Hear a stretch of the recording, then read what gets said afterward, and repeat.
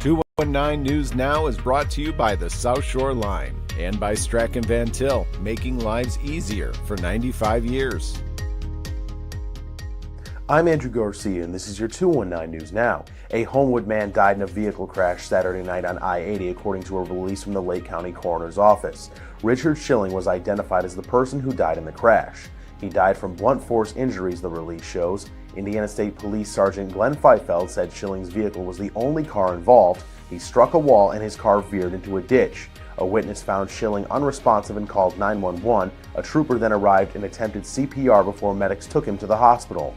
Japan-based Nippon Steel is spending around $29 billion to expand in the United States, agreeing to invest $14 billion in U.S. Steel's mill after spending $14.9 billion to buy the steelmaker. Another major global steelmaker is looking to enter the U.S. market by partnering with Cleveland Cliffs, CEO, President, and Chairman Lorenzo Goncalves disclosed in a conference call with investors.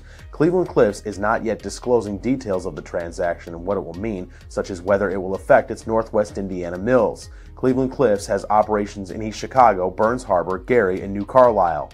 For decades, Crown Point officials have discussed, both publicly and privately, the need for a second fire station. Now they say there's a real belief that that need will be met. Mayor Pete Land, Fire Chief Mark Baumgartner Jr., and Assistant Fire Chief Ryan Cusick said that the city plans to conduct a feasibility study on a new fire substation to add a second base for firefighters and paramedics.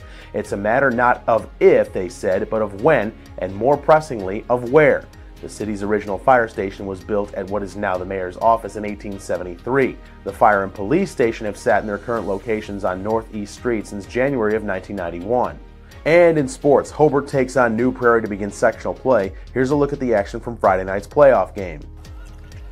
Brickies will need to pick up a first down right around the 8. Bad snap. Fumble, but picked up by Tatum. Tatum throws the ball towards the goal line. The ball is caught for a touchdown. Tolliver making the catch. Press coverage now on the far side.